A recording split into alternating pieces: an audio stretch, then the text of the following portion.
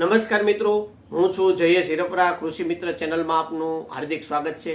આજે વાત કરવાની છે કે ચણાના પાકમાં પાયાનું ખાતર અને ડોઝના ખાતર વિશેની. તો કે ચણાનો પાક છે એ સિમ્બિકુળની વનસ્પતિમાં એટલે કે ફેબેસીમાં આવે છે.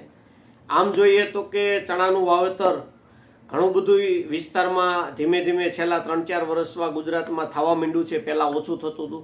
વધારે પડતું વાવેતરનો વિસ્તાર જોઈએ તો કે મધ્યપ્રદેશમાં છે, ત્યાર પછી મહારાષ્ટ્રમાં છે.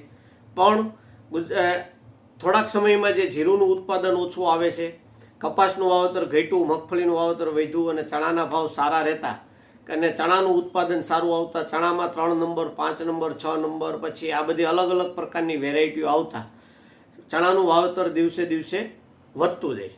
હવે પરિસ્થિતિ છેલ્લા 2-3 વર્ષથી એવું થઈ છે કે ચણાવાળાના ચણા થતા નથી. એટલે કે ગયા શિયાળામાં ચણા હોય તો આ વર્ષે ચણા વાવીએ તેમાં ઉત્પાદન નહિવત આવે છે, હાવ નથી આવતું, ઓછું આવે છે, સુકારો લાગે છે, જાંબલી થઈ જાય છે. આ બધા પ્રશ્નો થતા હોય છે.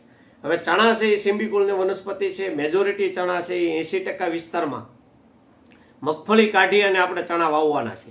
હવે મગફળી છે એ પણ સિમ્બિકુળની વનસ્પતિ છે એટલે કે નાઇટ્રોજનનું સ્થાપન કરે છે, ફોસ્ફરસ અપટેક કરે છે એટલે કે લે છે. એટલે જ્યારે મગફળીવાળાના ચણા વાવવાના હોય કે સોયાબીન પણ એ જ છે, સોયાબીનવાળાના ચણા વાવવાના હોય ત્યારે ફોસ્ફરસ વધુ જાય એ રીતનું આપણે ખાતર એમાં આપવું જોઈએ.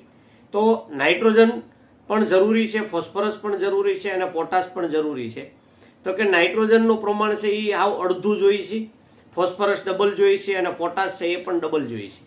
અને ત્યાર પછી જ્યારે શિયાળામાં ઠંડી પડે છે ત્યારે ઝીંકની પણ ઉણપ દર્શાય છે. એટલે કે ઝીંક પણ આપવું જરૂરી છે. જો પાયામાં આપણે ઝીંક સલ્ફેટ આપી શકીએ તો પણ ચાલે. ત્યાર પછી પાયામાં ન આપ્યું હોય અને 30-40 દિવસના હોય અને પિયત આપતા હોય ત્યારે પિયત સાથે પણ 1 એકરે 10-12 કિલો ઝીંક સલ્ફેટ આપીએ તો પણ ચાલે.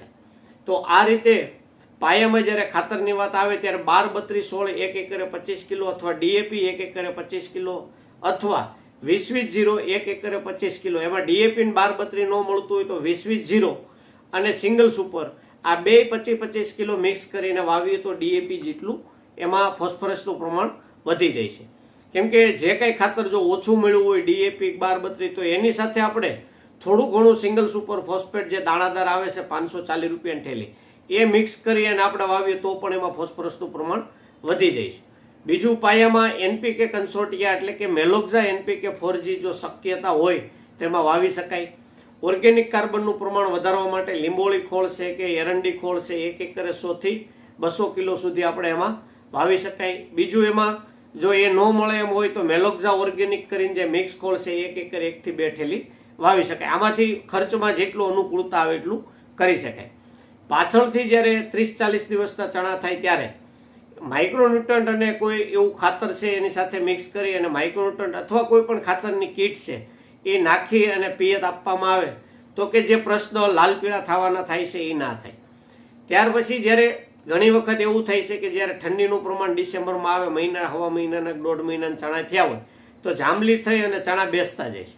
ત્યારે ગઈ સાલ પણ ઘણા બધા અખતરા કર્યા હતા અને આપણે ઘણા બધાને ભલામણ કરી હતી કે પંપે 100 ગ્રામ બાર એક્સાઇડ 0 અને 25 મિલી ઝીંક ઓક્સાઇડ 39.5% આવે છે, આ બે મિક્સ કરી અને છંટકાવ કરવામાં આવે તો જાંબલીમાં સારા એવા પરિણામ મળે છે. ઘણી વખત ચણાવાળાના ચણા હોય તો ફ્યુઝેરિયમ ફૂગનો પણ પ્રશ્ન હોય છે, સુકારાનો પણ પ્રશ્ન હોય છે. તો સુકારાના પ્રશ્ન માટે મેન્કોજેબ પ્લસ મેટાલિકજિલ અથવા મેન્કોજેબ પ્લસ કાર્બેન્ડેઝિમ આમાંથી કોઈ પણનો એક આપણે અઠવાડિયાના અંતરે 2 છંટકાવ કરીએ તો આપણને સુકારામાં એમાં રાહત મળે છે. તો આવી રીતે પાયામાં અને ડોઝમાં ખાતર આપી અને જ્યારે ફ્લાવરિંગનો સમય આવે ત્યારે આપણે જીરુમાં જે ગયા વખતે વાત કરી કે 100 ગ્રામ 052-34 અને 25 ગ્રામ બોરોન રાખીને છંટકાવ કરવામાં તો ફ્લાવરિંગમાં કામ કરે છે. અથવા બોરોનની જગ્યાએ કોઈ પણ આપણે એમિનો એસિડ લઈ બાયોસ્ટિમ્યુલન્ટ તો પણ ચાલે. અને જ્યારે પોપટા બંધાઈ જાય અથવા ઓળા ટાઈપના થાય અથવા આપણે ખાવા ટાઈપના થાય ત્યારે પાછું એમાં 0-0-50 એટલે કે પોટેશિયમ સલ્ફેટ અથવા પોટેશિયમ થાયોસલ્ફેટ આ બેમાંથી કોઈ પણનો એક ઉપયોગ કરવામાં આવે તો દાણાનું વજન અને ગુણવત્તા સ્ટોરેજ કેપેસિટી એમાં સારું થાય છે. તો આ હતું આપણે ચણાના પાયાના ખાતરથી લઈ ડોઝના ખાતર વિશેની માહિતી. જો આ માહિતી સારી લાગી હોય તો અન્ય ગ્રુપમાં શેર કરો અને અમારી ચેનલ સાથે જોડાયેલા રહો. નમસ્કાર.